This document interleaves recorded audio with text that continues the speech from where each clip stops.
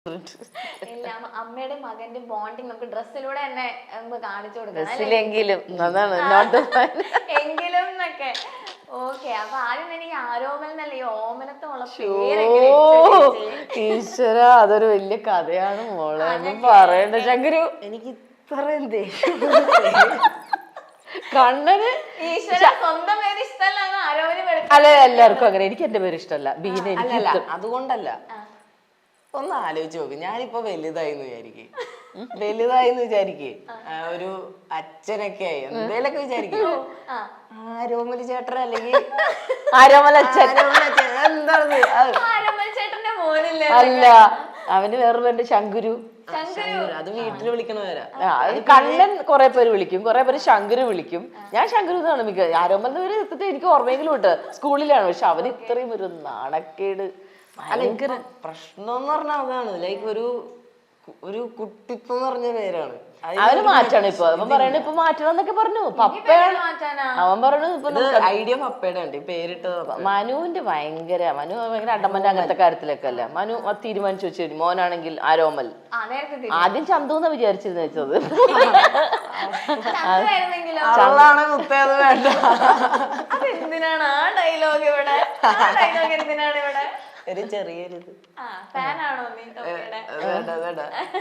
എന്തൊക്കെയോ പറയണ്ട ഇവൻ തൊപ്പിന്നൊക്കെ. എനിക്കൊന്നും മനസ്സിലായി. നമ്മളിപ്പോ ടോപ്പിക്കിന്ന് മാറി. നമ്മളെന്താണ് പറഞ്ഞു തന്നത്?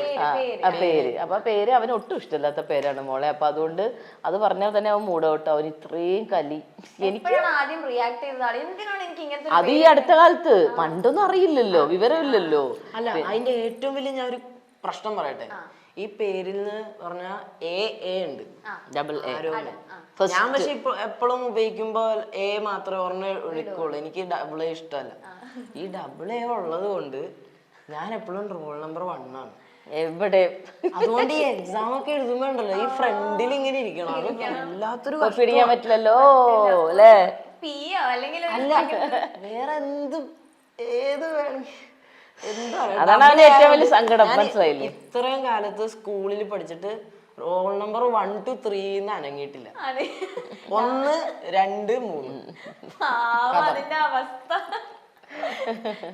നല്ല ഓമനത്തോളുള്ള പേരാ. ഒരു പ്രശ്നമില്ല, എല്ലാവർക്കും ഒരു പ്രശ്നമില്ല. പക്ഷെ അത് അനുഭവിക്കുന്നവർക്ക് മനസ്സിലാവുള്ളൂ അത് സങ്കടം. കൂടുതൽ സംസാരിച്ചു കഴിഞ്ഞാൽ ഇന്ന് ഇവിടെ അടിയായിട്ട് പറഞ്ഞ് ഇവിടെ ഒരുമിച്ച് ഡ്രസ്സൊക്കെ ഇട്ട് വന്നിരിക്കുകയാണ്. ഓക്കെ, 10th റിസൾട്ട് ഒക്കെ എങ്ങനെ ഉണ്ടായിരുന്നു? ഞാൻ ഒന്നും പറഞ്ഞില്ല. പറയും ശങ്കര് പറ. നമുക്ക് സ്കിപ്പ് ചെയ്താലോ ഈ സെഗ്മെന്റ്? ചേച്ചി കണ്ണടച്ചിരിക്കുക, ശങ്കര് പറഞ്ഞ ഞാൻ പറയുന്നില്ല എന്നൊക്കെ. ഞാൻ പ്രതീക്ഷിച്ചിരുന്നു ഫുൾ A+ ഒക്കെ ഭയങ്കരമായിട്ട്. കാരണം അവൻ എനിക്ക് പ്രോമിസ് ചെയ്തിരുന്നു. നന്നായിട്ട് പഠിക്കുന്ന കുട്ടിയാണ്, പക്ഷെ നല്ല ബുദ്ധിയുള്ള കുട്ടിയാണ്. പക്ഷെ ഭയങ്കര ഉഴപ്പന. എന്നിട്ട് ഞാൻ അതിന്റെ പേരിൽ നന്നായിട്ട് എഴുതി വിചാരിച്ച് അവനെ ഞാൻ ദുബായിൽ കറക്കാൻ കൊണ്ടുപോയി ഒക്കെ ചെയ്തു. തിരിച്ചു വന്നപ്പോ എത്ര 85% അവൻ മാക്സിമം മേടിച്ചത്. 85%. എന്ത് പറ്റി ശങ്കുരു? പഠിച്ചില്ലേ? നമുക്ക് ഈ ഒരു ചോദ്യം അങ്ങോട്ട് ഈ ചോദ്യം വേണ്ട. ഞാൻ മൂഡ് ഔട്ട് ആവും. അപ്പൊ ചേച്ചി എങ്ങനെയാ പണിഷ്മെന്റ് ഒക്കെ കൊടുക്കാറുണ്ടോ? പണിഷ്മെന്റ് അല്ല, എനിക്കൊക്കെ ദേഷ്യം ഒരു പിച്ചൊക്കെ കൊടുക്കും. പിന്നെ നല്ലത് കിട്ടില്ലല്ലോ ഇപ്പൊ. അവനെ തൊടാൻ സമ്മതിക്കുന്നില്ല ഇപ്പൊ. പണ്ടൊക്കെ എന്റെ അമ്മയ്ക്ക് എന്തെങ്കിലും ഈ പഴയ കഥ എന്ന് പറഞ്ഞാൽ അതുപോലെ തന്നെയാണോ ബീൻ ചേച്ചി? ഞങ്ങള് പണ്ട് അങ്ങനെയായിരുന്നു, ഇങ്ങനെയായിരുന്നു. അത് രണ്ടുപേർക്കും ഉണ്ട്. അല്ല, എന്തെങ്കിലും പറഞ്ഞ് മനസ്സിലാക്കി കൊടുക്കണ്ടെന്ന് വെച്ചിട്ടാ. വെള്ളത്തിൽ കൂടി ഇങ്ങനെയൊക്കെയാണ് പോയിക്കൊണ്ടിരുന്നത്. വെള്ളത്തിലോ? നീന്തി പോടാ. കഷ്ടപ്പാടായിരുന്നു. നീ ഏത് കഷ്ടപ്പാടായിരുന്നു പണ്ട് പോടാ ചെക്ക അവിടെ നിന്ന്. വെറുതെ എന്തൊക്കെയോ. ആരാണ് കൂടുതൽ സ്ട്രിക്റ്റ്? ആരാ, അച്ഛനാണോ അമ്മയാണോ? And the award goes to അല്ല, വേറൊരു കാര്യമുണ്ട്. ഇവര് അച്ഛനും മോനും ഉണ്ടല്ലോ. പപ്പ ഭയങ്കര എന്ന് വെച്ചിട്ട് വെറുതെ ഡയലോഗ് അടിക്കല് മാത്രമേ ഉള്ളൂ, ഒരു സ്ട്രിക്റ്റും അല്ല. അതുകൊണ്ട് അറിയാമോ, ഇവൻ അതെല്ലാം മുതലെടുക്കും. മനസ്സിലായില്ലേ? അല്ല, ഒരാളെന്ന് വെച്ചാ ഈ പപ്പയ്ക്കെന്ന് വെച്ചാൽ പപ്പയുടെ ചെറുപ്പകാലത്ത് ഒരുപാട് പുള്ളിയുടെ അച്ഛൻ ഡാഡി ഭയങ്കര സ്ട്രിക്റ്റ് ആയിരുന്നു. മീൻസ് മിലിറ്ററിയാണ്, എക്സ് മിലിറ്ററിയാണ്. അപ്പൊ അത് കാരണം പുള്ളി എന്ത് ഇവന് ഒരുപാട് കുറെ. എൻ്റെ മോന് അങ്ങനെ ഞാൻ അത്ര സ്ട്രിക്റ്റ് ആവില്ല. എന്ന് പറഞ്ഞിട്ട് കുറെ ഇവിടെ ഇത് കൊടുക്കും. അപ്പൊ ഇവൻ അതെല്ലാം മുതലെടുക്കും, മനസ്സിലായില്ലേ? അപ്പൊ ഒരാളെങ്കിലും ഞാനെങ്കിൽ ഇത്തിരി, പക്ഷെ ഇവൻ ഒരു എടാ നിനക്ക് എന്തെങ്കിലും ഒരു പെർമിഷൻ തരാതിരിക്കാറുണ്ടോ? എന്തിനും അവൻ പോവും, എല്ലാത്തിനും അവൻ പോവും. പക്ഷെ എന്നിട്ട് പറയുമ്പോ നമ്മളിപ്പോ എടാ പോയിട്ട് ഒരു 10 മണിക്ക് വരുന്ന പറഞ്ഞാൽ അവൻ വൈകുന്നേരം 5 മണിക്ക് വരും. അതാണ് അവൻ. അപ്പൊ നമുക്ക് ദേഷ്യം പിടിക്കില്ലേ? അല്ല അത് ചുമ്മാ അത് ഇങ്ങനെ എഴുതിയില്ലേ സത്യം പറയാം, എന്തെങ്കിലും നീ കറക്റ്റ് ടൈം അല്ല, പക്ഷെ ഒരു 1-2 മണിക്കൂർ അങ്ങോട്ടും ഇങ്ങോട്ടും ഇങ്ങോട്ടില്ല, അപ്പൊ എനിക്ക് ദേഷ്യം പിടിക്കും അല്ലെ. നമ്മൾ എല്ലാത്തിനും പെർമിഷൻ കൊടുക്കുമ്പോ കുറച്ചൊക്കെ നമ്മൾ ടൈം എപ്പോ നോക്കിയാലും അങ്ങനെ നമ്മൾ ഇറിറ്റേറ്റ് ചെയ്യും. അപ്പൊ എനിക്ക് ഒന്നാമത്തെ എനിക്ക് ഇത്തിരി ദേഷ്യം ഇത്തിരി കൂടുതലാണ്. ഇപ്പൊ കുറച്ച് ദേഷ്യം കൂടി നിൽക്കുന്ന സമയമാണ്. അപ്പൊ അവൻ ഒന്നും കൂടി എന്നെ ഭ്രാന്താക്കും. പക്ഷെ അതൊക്കെ അപ്പൊ തന്നെ ഞങ്ങള് റീൽസ് എടുക്കും, ഞങ്ങള് അതൊക്കെ അപ്പൊ തന്നെ മാറും. കാരണം അവന് വേറൊരു വഴിയില്ലല്ലോ, അവന് തിന്നാൻ ഉണ്ടാക്കി കൊടുക്കണം ഞാന്. ഫുഡ് അടിക്കണമല്ലോ. അപ്പൊ അതൊക്കെ പിന്നെ ഞാൻ വേറെ ആരും ഇല്ലല്ലോ. അങ്ങനെയൊക്കെ വാശിയൊക്കെ ഉണ്ടോ? കിണ്ടി അവനൊന്നുമില്ല, അതൊന്നുമില്ല. കുറച്ചു നേരം കുറെ വാവളിച്ച് ഇങ്ങനെ കരയൊക്കെ ചെയ്യും, അതോടെ നിർത്തും. കരയൊന്നുമില്ല, ഒക്കെ പോവാണെങ്കിലേ ഉള്ളൂ. ഒന്നുമില്ല, ഭയങ്കര അഭിനയൊക്കെ അഭിനയിച്ചോളി. കരഞ്ഞ് അഭിനയം കാണുമ്പോ നമുക്കറിയൂലേ, എന്റെ എല്ലാം മോനെ അറിയാലോ എന്റെ അഭിനയം. അതൊന്നും കാണും ഇപ്പൊ നമുക്ക് ഒരു സങ്കടവും വരുന്നില്ല, സത്യം പറഞ്ഞു. ഓ പിന്നെ ഇവന്റെ കരച്ചിലുണ്ട്, ഞാനങ്ങ് സെന്റിമെന്റ്സ് അടിക്കാൻ പോണല്ലേ. ചേച്ചി കൊറേ കുക്കറി ഷോസ് ഒക്കെ ഒരുപാട് സാറ്റലൈറ്റ് ചാനൽസിലൊക്കെ ചെയ്തിട്ടുണ്ടല്ലോ. അപ്പൊ എനിക്ക് തോന്നുന്നു അമ്മ അടിപൊളിയായിട്ട് ഫുഡൊക്കെ ഉണ്ടാക്കി തരും. അത് യൂട്യൂബൊക്കെ നോക്കിട്ട് ഫുൾ യൂട്യൂബുകള് റീൽസിൽ ഇങ്ങനെ കാണും. അപ്പൊ ഓരോന്നൊക്കെ അയച്ചു തരും. എന്നിട്ട് ഇത് നോക്കിയടാ, നാളെ ഞാൻ നിനക്ക് സ്കൂളിൽ പോകുമ്പോ ഉണ്ടാക്കി തരാം. കൊറേയൊക്കെ പരീക്ഷിക്കും, കുറെ സാധനങ്ങളൊക്കെ. എന്താ അമ്മ ഉണ്ടാക്കുന്ന ഏറ്റവും ഇഷ്ടമുള്ള ഫുഡ് ഏതാ? അങ്ങനെയില്ല, ഇപ്പൊ എന്നാലും എപ്പോഴും ഇപ്പൊ അടുത്ത കാലത്ത് ഇപ്പൊ നീ എപ്പോഴും സ്കൂളിൽ കൊണ്ടുപോകുമ്പോ എല്ലാരും ഭയങ്കര എന്താണ് ബ്രെഡ് ഇങ്ങനെ റോൾ ചെയ്തിട്ട്, അതിനേക്കാളും കൂടുതൽ ഹൈലൈറ്റ് പറഞ്ഞ വേറെ സാധനം ഉണ്ടല്ലോ ഇപ്പൊ കഴിഞ്ഞ ദിവസം ഉണ്ടാക്കിയപ്പോ കുട്ടികൾ എന്നൊക്കെ പറഞ്ഞു, ജാപ്പനീസ് ടൈപ്പ്, എന്താ ജപ്പാൻ ചിക്കനാ.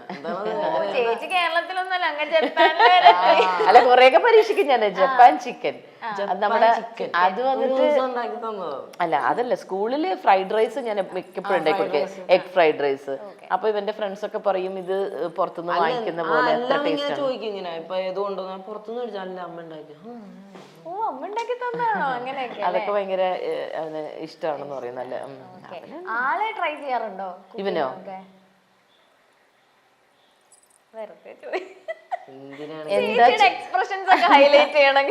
എന്താ ചോദിച്ചത്? ഉണ്ടാക്കാറുണ്ടോന്നോ? അവനൊരു ചായ കുടിച്ച ഗ്ലാസ് ഇത് എങ്ങനെ എടുത്ത് വെക്കാന്നല്ലാതെ അതെടുത്തൊന്നും അപ്പുറത്തേക്ക് എന്റെ പൊന്നുമോൻ വെക്കത്തില്ല. അയ്യോ, കാരണം ഫുൾ ടൈം ഇതിൽ ഇങ്ങനെയല്ലേ, ഇങ്ങനെ ആക്കിക്കൊണ്ടിരിക്കും. അതിൻ്റെ ഇടയ്ക്ക് ഇങ്ങനെ വെക്കും. ഞാൻ എന്തെങ്കിലും കൊണ്ട് കൊടുത്തോ അതിങ്ങനെ വെച്ച് തിന്നും, അവിടെ തന്നെ ഇങ്ങനെ വെക്കും. ആ ടേബിളിന്റെ അപ്പുറത്തേക്ക് എടുത്ത് വെക്കില്ല. പാത്രം കഴുകും എന്ന് പറഞ്ഞ്. ആര്? നീയോ? എന്റെ കണ്ണ, എന്തിനാ കണ്ണ ഇങ്ങനെ നോണ പറയാ? കഴുകാറുണ്ട്. എന്ന്? ഞാൻ കഴുകാറില്ലേ. ഏത് കഴുകാറുണ്ട്? ഇന്ന ഡേറ്റ് ഞാൻ അങ്ങനെ ഒന്നും പറഞ്ഞു. അല്ല, നീ എന്തെങ്കിലും ഒരു ദിവസം ചായ കുടിച്ച ഗ്ലാസ് കഴുകും. ഇന്നും കൂടെ ഞാൻ രാവിലെ ചീത്ത പറഞ്ഞേടാ, ആ ചായ കുടിച്ച ഗ്ലാസ് ഒന്നെടുത്ത ടേബിളിലേക്ക് വെച്ചു. അതൊന്നും മനു പിന്നെ അത്യാവശ്യം എന്തെങ്കിലുമൊക്കെ അത്യാവശ്യമൊക്കെ പറഞ്ഞാലൊക്കെ. എനിക്കിപ്പോൾ ഇന്നലെ കൈ മുറിഞ്ഞു, 2 സ്ഥലത്ത് കൈ മുറിഞ്ഞിട്ടുണ്ടായിരുന്നു. അപ്പോൾ എനിക്ക് ഭയങ്കര നീറ്റിലായിരുന്നു. 2 ദിവസമായപ്പോഴേക്കും എനിക്കിങ്ങനെ പൊറുക്കാതായപ്പോൾ ഞാൻ ഇന്നലെ പറഞ്ഞു, മനു ഞാൻ എല്ലാം കുക്ക് ചെയ്ത് കഴിഞ്ഞിട്ട് മനുവിൻ്റെ അടുത്ത് ഒന്ന് കഴുകി വെച്ചേക്കണം. മനു ഇന്നലെ രാത്രി വന്നിട്ട് പുള്ളി പിന്നെ സൗകര്യത്തിലൊക്കെ വരുള്ളൂ, എന്നാലും വന്നിട്ട് എല്ലാം കഴുകിയൊക്കെ വന്ന് പറഞ്ഞാൽ ചെയ്യും. അല്ലാണ്ട് 2 എണ്ണം ഒരു രക്ഷയില്ല. ഞാൻ കഴുകാറൊക്കെ ഉണ്ട്. കണ്ണാന്തിനാണ് നോണ പറയണ, എന്തിനാ കണ്ണ ഉള്ള കാര്യം പറഞ്ഞ പോലെ. ഇന്ന് വരെ കണ്ടിട്ടില്ല ഞാൻ. എന്റെ പൊന്നു പോലും ഒരു കുടിച്ച ചായ ഗ്ലാസ് അങ്ങനെ തന്നെ ടേബിളിൽ കൊണ്ട് ഇന്ന് മുതൽ. അപ്പൊ ഇനി ഞാൻ കഴുകൂലട്ടാ, ഞാൻ അവിടെ വെക്കത്തേ ഉള്ളൂ.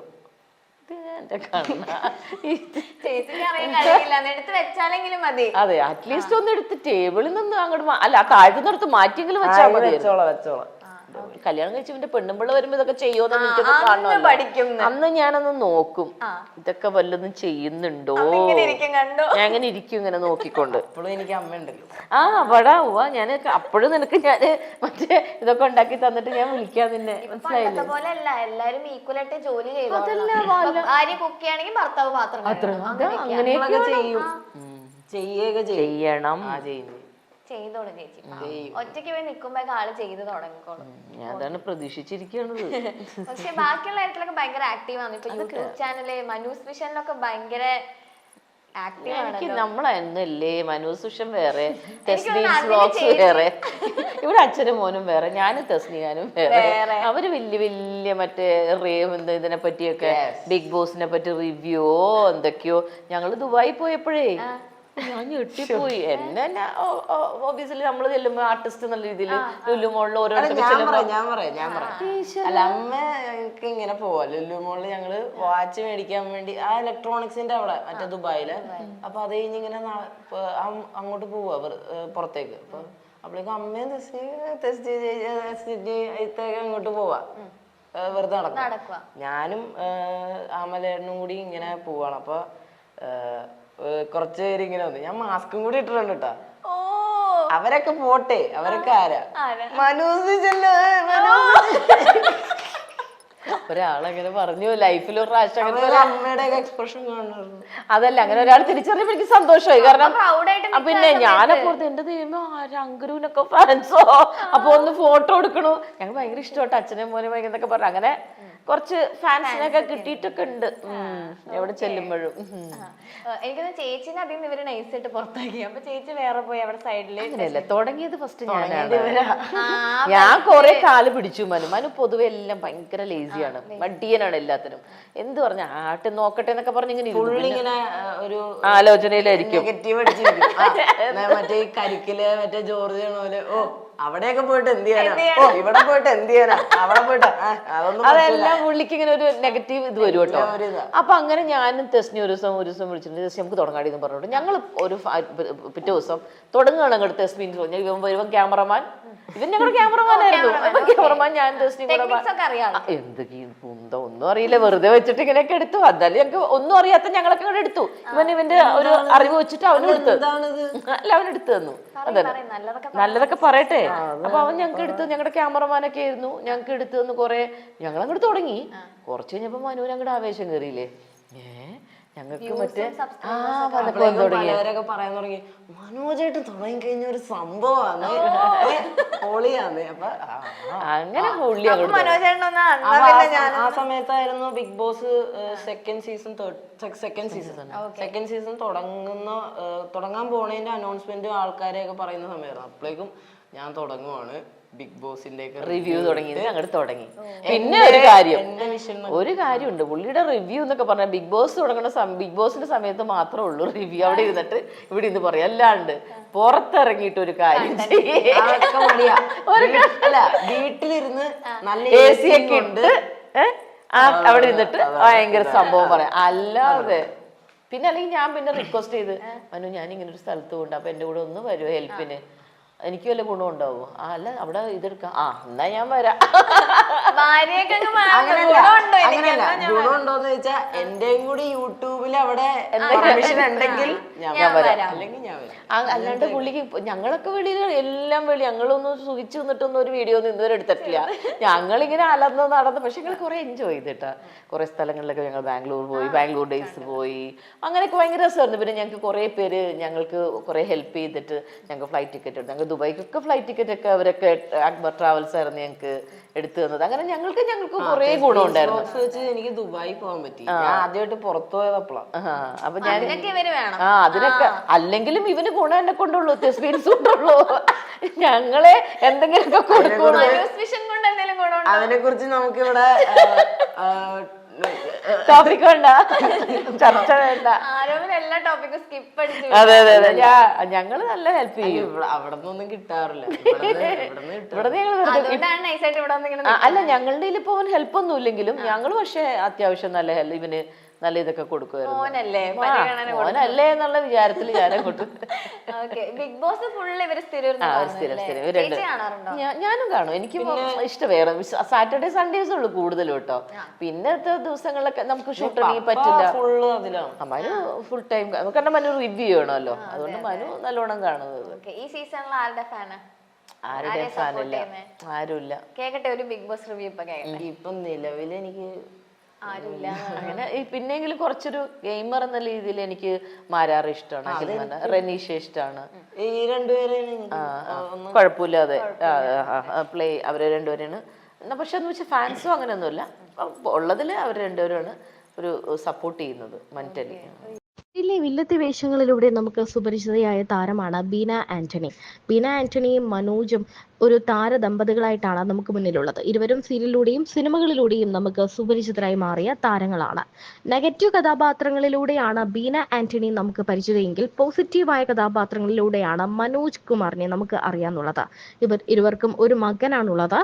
സന്തുഷ്ടകരമായി കുടുംബജീവിതം നയിക്കുന്നവരാണ് ഈ താരദമ്പതികൾ. എല്ലാത്തിനും ഒന്നിച്ചു നിൽക്കുന്നവരാണ് ഇരുവരും.